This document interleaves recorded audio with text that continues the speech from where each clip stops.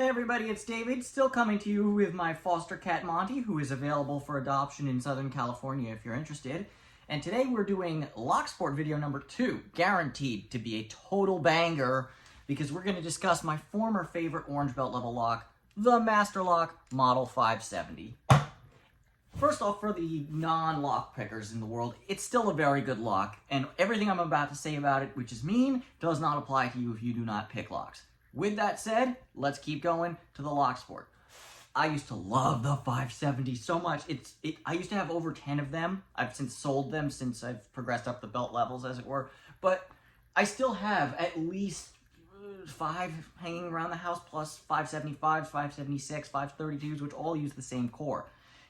I enjoy this line of lock from Master Locks, and I recommended them to people moving up the belts because they're a great trainer for a dead core, counter rotation, setting spool pins, figuring out your binding order, all the things that you need for the green belt level locks and above. The 570 and its ilk were great trainers for that. Up until about 6 months ago, when the quality just fell off a cliff. The most recent 570 I bought from Home Depot had chrome-plated keys, which was something new, and I picked that open 15 seconds, I'd say. And it's not because I'm such a great lock picker, it's because it became so bad. There are some 570s that I've hung on to that take me 5 minutes to pick open to this day, or more. This can be a very challenging lock, but recently it just completely fell apart. So, pulling out of my butt, but not actually, I've decided to mark for death this Master Lock 570 and this Master Lock 570. This is an older production model. This is a newer one with the big X because it's caca. Anyways, let's very quickly go over some differences that we can spot. So, from the front side, the word hardened on the old one is very prettily embossed. You can easily read the word hardened. On the new one, it's kind of blurry. It's not nearly as deeply embossed. It would suggest a more worn out die or a lower quality control. Going to the bottom, there's not much to see, but the new one does have a larger top of the Bible section. Also, the O in number is superscripted with the line underneath like so. In the old one, in the new one, it's now just a smaller O. Interesting. And to the front side, and like I said, I do apologize, these locks have been marked for death, so they've been sawed into already for me to try to keep the runtime of this video down. But the older one has a much smaller master, and the typeset of the font has much finer serifs than the new one, which is big and bold, but also dumb. With that said, just to, see what's going on, let's see if we can get into these guys in a reasonable span of time. These are the ones I've marked for death, by the way. So they might not pick the way they should because they've been futzed with, but let's see. This is the old one we're starting with. Yeah, I'm not getting a whole lot of... I'm not getting a ton, but it's okay. We'll persevere.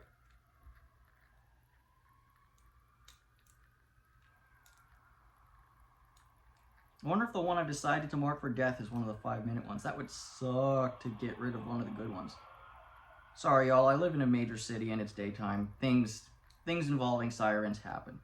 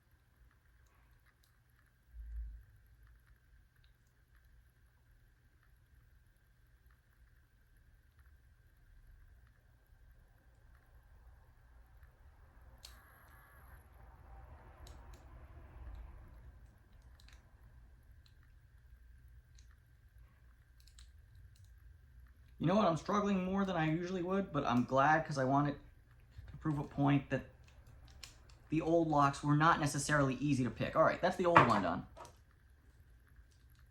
Took me way longer than it should have, but like I said, it's good to show that these aren't always bad. Oh, the new one's already open.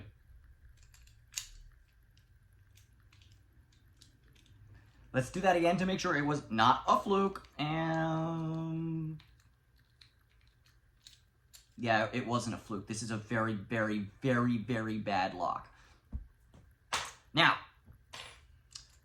I'm going to leave the video running for now while I remove what's left of the retaining pins. However, if this goes sideways, which it very well may... Is everybody ready for the close-ups?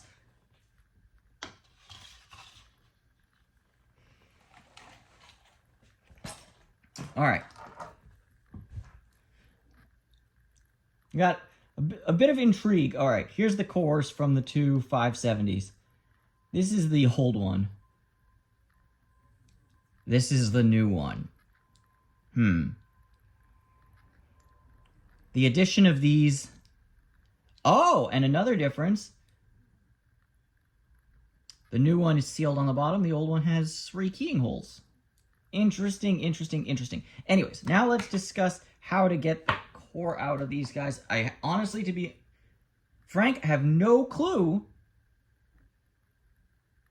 with the new one because it's not designed like the old one. But we're going to figure that out. Also, one other difference I noticed is that the new one has a brass actuator, although it's very sharp, and the old one has a chrome-plated actuator.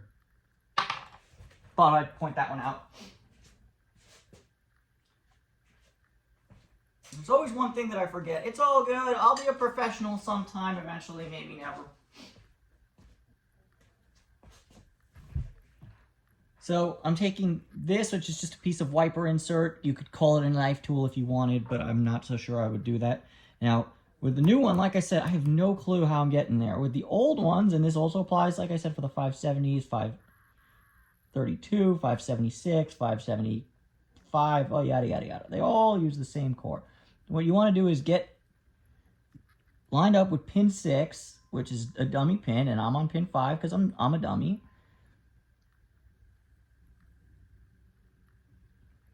You might need a little finagling, but you want to get that guy in place somewhat. And if he doesn't want to go in place, you can always use some tool-based encouragement. And once we got it seated,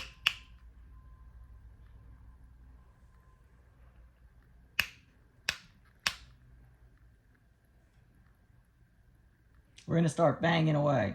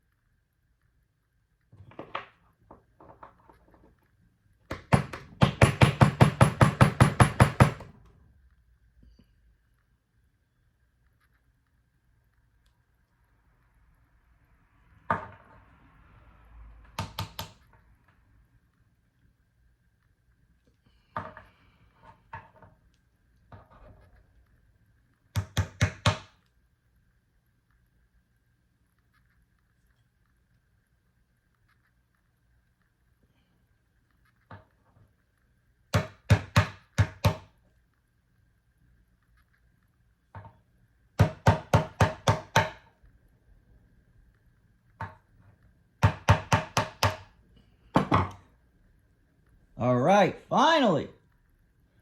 Top cap off.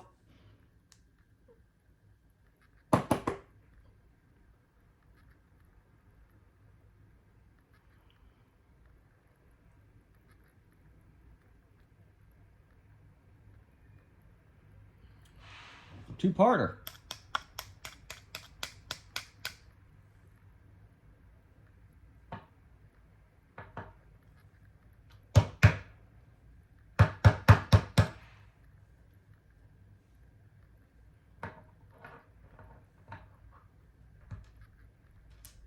There we go. That can now be gutted. Y'all, I'm at a...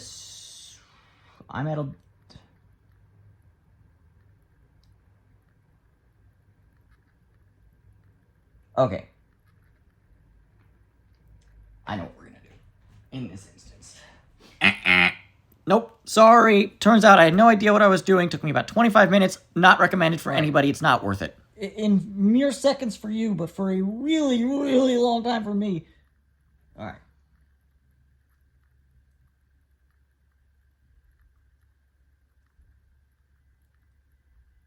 One thing I cannot stress enough is that you need to shim this, because otherwise the driver pins will fall into the channel for the rotation limiter pin,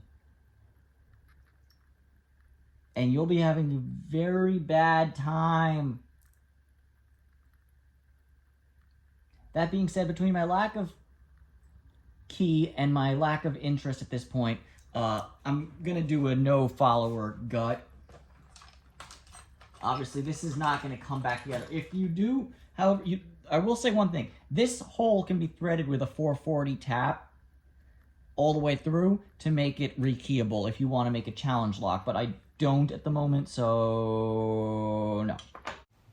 And while y'all watch me fumble around and try to gut a cylinder that was never designed to be gutted, let's discuss the gutting of the new model, which is actually not shown. This is me gutting the old model. The new model is borderline impossible to gut. Instead of a pin that has been peened in place and press fit, it uses a design I see most often in Chinese love lock padlocks, which is to have a 6th pin that pushes down, and it's has a spring behind it, so it's spring-loaded, pushing it in. It's a very frustrating design to try and take apart, and I don't think it's especially secure, because I think with the correct application of a bump hammer, I'm pretty sure you could overcome the spring pressure and just remove the core. I doubt that that's a major concern, but nevertheless, it is a thing, and I think Master should go back to its previous design of a press-fit brass lug, especially when it comes to the lock sport community, because I did enjoy building challenge locks out of these guys, and there's just no way with the new models. Anyways, we're looking at my goofusness. What am I about to do right now? Oh, yeah. Man. All right, we're getting the driver pins out. Cool. You're actually going to see me later on in this clip totally send one of the spools flying onto the floor, and I got to go hunting for it. That was whatever the opposite of fun is.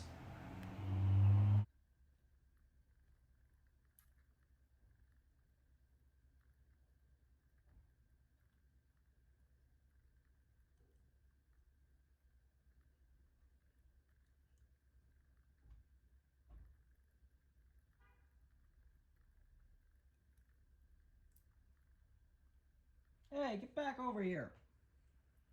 All right.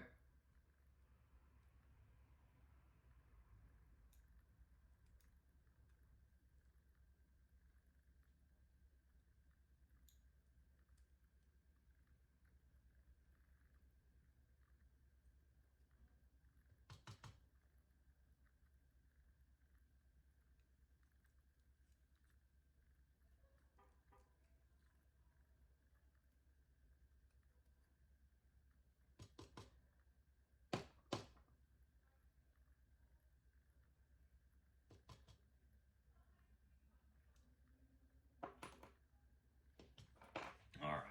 Find that final spool.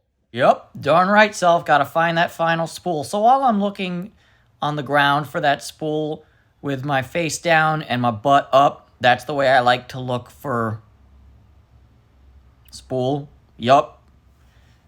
Let's just discuss what's going to be coming. Unfortunately, the gutting of the new model was so fraught that I didn't manage to get all the driver pins and key pins out. However, the ones that you're about to see when I do a close-up are extremely disappointing in ways that I cannot fully say, so I'm going to try and put them into words in this voiceover. To see a lock go from 4 spools and good tolerances, relatively speaking, to crapola tolerances with standard pins that have rounding on both sides is pathetic. It's unacceptable, Master Lock. It's really not good. And honestly, should I expect any less from Master Lock? Yeah, so this is the pinning on the old one. As you can see, there's 4 spools. There's a standard in one. All the key pins are standard. All the springs are the same. But what you're about to see when I show the close-up of everything is shocking. All right, right here we have our old 570, and as you should expect with a 570, we have a standard pin in 1, and then spools in 2, 3, 4, and 5, and all standard key pins. Ready for whatever the opposite of a pleasant surprise is? I got kind of tired of finagling with a piece of junk. These are 3 out of the 5 key pins for the new, or not key pins, sorry. I wish they were key pins. These are the new driver pins for the 570s. Look at the amount of beveling on both sides and how short they are. I would suspect that this lock is very vulnerable to comb picking now. I'd also suspect that this lock is crap now. You can even tell, look at this difference in springs. Old, new.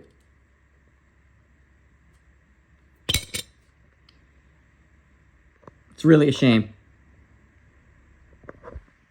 Baby boy, hey baby boy, hey baby boy, hey baby boy, hey baby boy, hey baby boy, baby boy, baby boy, baby boy. The lock picking meower